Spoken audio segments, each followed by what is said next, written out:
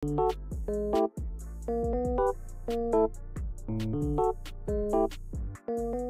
what's up mga kaparang, so ito panoorin po muna natin bago po tayo mag-react, no. Dito nga po kasi umattend na po si Mayor Vico. Finally nagkita na po sila sa isang hearing nga po na ginawa naman po ng Kongreso tungkol nga po sa mga anomalya ng flood control project ng gobyerno. At dito grabe, napakatapang po talaga ng mga salita ni Mayor Vico na magpapatunay lamang kung kaano kagalit si Mayor Vico dahil sa mga ginagawang kalukuhan ng mga diskaya, hindi lamang po sa lungsod ng Pasig, hindi lamang po sa aming lungsod, kung hindi maging sa buong bansa. Kasi biruin mo nga naman, 35 billion pesos ang napunta sa kanila. Tapos napakaraming ghost project, diba? So, ito mga kaparing, bago tayo magpatuloy, don't forget to like and subscribe. Bye! Ayan na si Maris. Gandang hapon. Sige daw. Saan po tayo titingin? Kahit saan. Sige, kahit saan. Wait lang, ayusin natin. CCTV yung tinuturo mo. Sige. Sandali lang po yung mga camera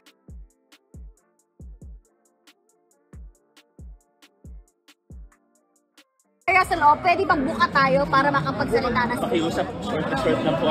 May nag-aantay kasi sa akin na di ko in-expect na hanggang alas 2 tayo dito. At maraming salamat po sa inyo. Sir, ano masasabi mo sa Wala naman po. Nagsasabi po ni Vizcaya. Kung ano yung sabi ko kanina, yun lang naman talaga.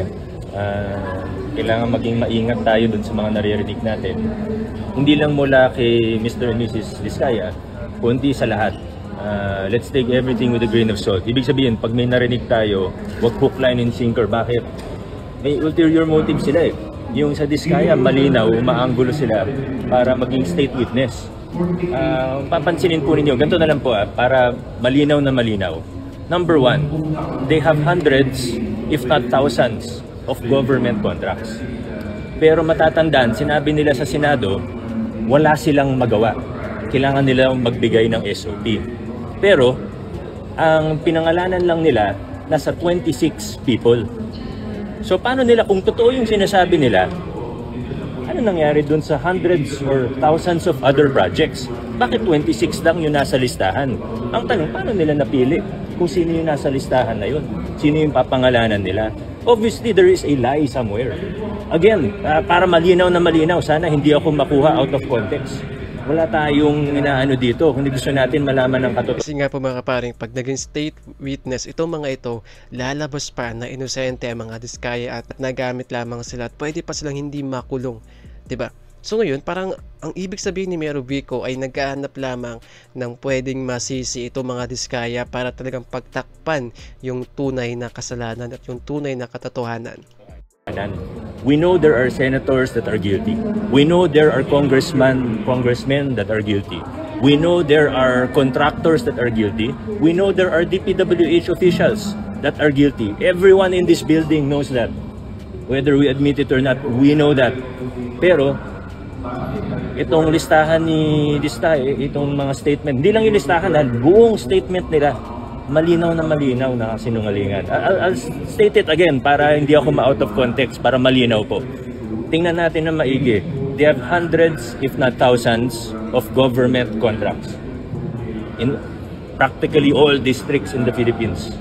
Number two, pinangalanan nila, iilan lang.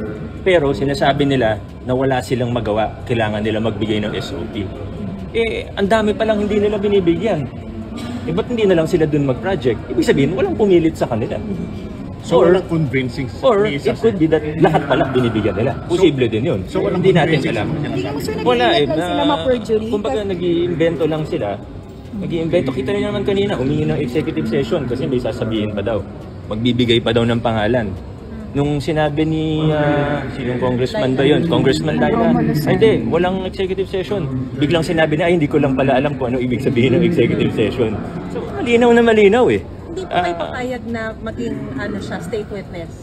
Or gagawa ba kayo ng mga paraan? That's for the Department of Justice to say. Mayor, may mas... Pero sa akin, malinaw na malinaw. Sana sa lahat sa atin, malinaw na malinaw, yun yung anggulo nila. Yun yung anggulo nila. So, ang balak nila ngayon, guluhin na tayo, lituhin tayo. Nakakapagtaka nga naman kasi, di ba? Ang mga Diskaya po ay may pinakamaraming hawak po na flood control projects ng gobyerno. Sa St. Gerard pa lamang, meron silang mahigit 135 St. Timothy, halos 150 projects. Hindi pa po kasama dyan yung iba pa nilang mga kumpanya na may hawak din po ng daan-daang mga proyekto ng flood control project po ng gobyerno sa iba't ibang distrito po sa buong bansa. So nakakapagtaka nga rin kung bakit 26 na mga congressman lamang ang binanggit. Gayong meron po tayong napakaraming mga congressman sa buong bansa. At meron po silang mga proyekto at ibang panig po ng bansa. Siguro sabihin na po natin mga 800. 26 na mga congressman lamang. Diba? Pagkatapos, yun nga po, sinasabi ni Mayor Vico, wala daw silang magawa. So common sense nga naman. Common sense nga naman kung talagang hindi ka nagbibigay, kung talagang totoo yung sinasabi nga po nila na nagbibigay po sila sa mga ng SOP sa mga congressman na ito at pinipilit po sila at wala po silang magawa. Ano pong nangyari doon sa mga ibang mga proyekto nyo na hindi nyo po binangkit na meron kayong binibigyan ng mga congressman? Nagbibigay ba kayo doon o hinahayaan lamang kayo? Hinahayaan lamang kayo, bakit pa kayo tumatanggap ng proyekto sa mga lungsod kung saan may malaking SOP, may malaking kickback? So yun po yung ibig sabihin ni Mayor Vico na make sense nga naman, di ba? Mapapaisip ka, o nga naman. Sino mapapaisip? O nga naman, bakit ko nga naman gagawin yun, di ba?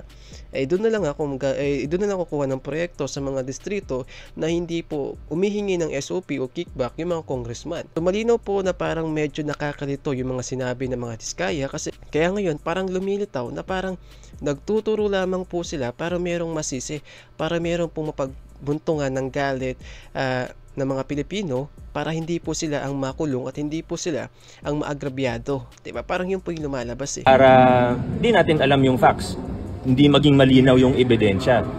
Pag hook, line, and sinker, tinanggap natin ng lahat ng sinasabi nila. Ang mangyayari dito, after a few months, wala na lahat to. Maniwala kayo sa akin, yan ang gusto nilang mangyari. Huwag sana tayo pumayag. Mayor, na masasabi niyo sa...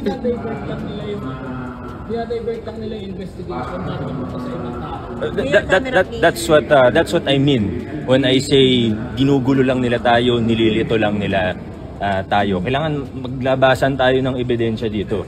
So kung sino man na may mga ebidensya, ilabas nyo na. Kung may nalalaman kayo, ilabas nyo na.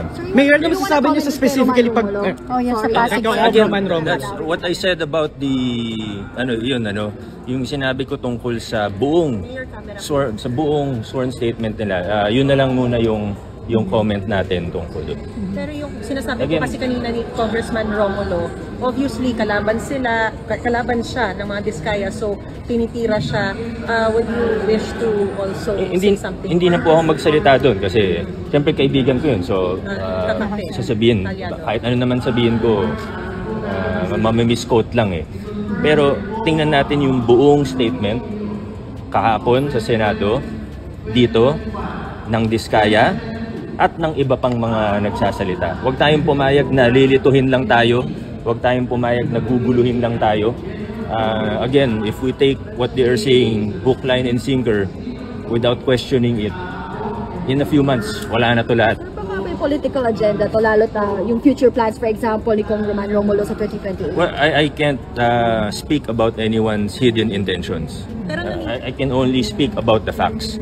And the facts clearly show that they are lying. Naniniwala kayo na meron pang ibang mga itinupublish ang mga tao na binayaran din, tumanggap din, pero hindi niya na sinasabi? Well, just apply the logic. Siguro sa listahan na yun, may totoo, may hindi totoo. Hindi ko na alam. And again, yun nga yung point nun eh. Para lituhin tayo eh. Yun yung point nun. So again, huwag tayo pumayag. Ilang percentage ang ito po sa mga sinasabi? Hindi ko na alam. Pero gaya ng sabi ko kanina, they have hundreds, they have probably thousands of Yes, pwede po umabot po yun ng 1,000 kasi sa dalawang construction company pa lamang po ng mga Diskaya ay umaabot na nga po ng halos 400 projects. So, hindi pa kasama dyan. I guess meron silang 15 mga construction company na hawak po nila.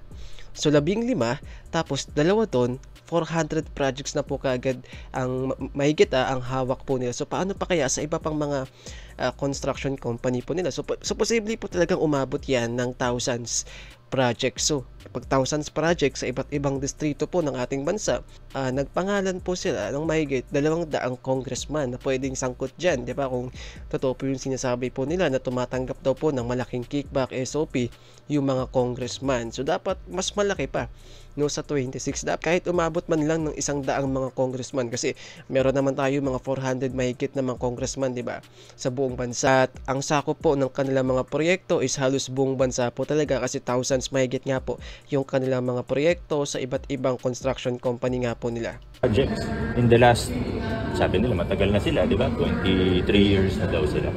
So, yun lang po muna. Maraming salamat po sa inyo. Sana po maging maingat po ang bawat isa sa atin sa lahat ng impormasyon na lumalabas. Halo-halo na yan, may katotohanan, may kasinungalingan. At kaya alam ko talaga na yan yung anggulo nila. As lately as Thursday morning, meron pong nag-text sa akin na common friend na nakikipag-set si Mr. Diskaya ng meeting sa akin. Siyempre, hindi ko papatulan yung gano'n. Ba't ako makikipag-usap sa kanya ngayon pa? Di ba? Bakit?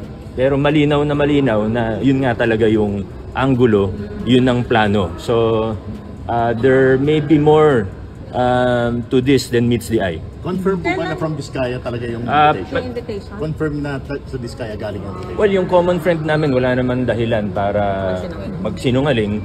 Kaya nga niya dun pinaabot yung invitation para Siguro may malalim pong dahilan. Baka siguro pag-uusapan po nila yung issue po ng mga anomalya. Kasi si Mayor Vico po ay talagang matindi po talaga yung mga banat niya sa mga Diskaya.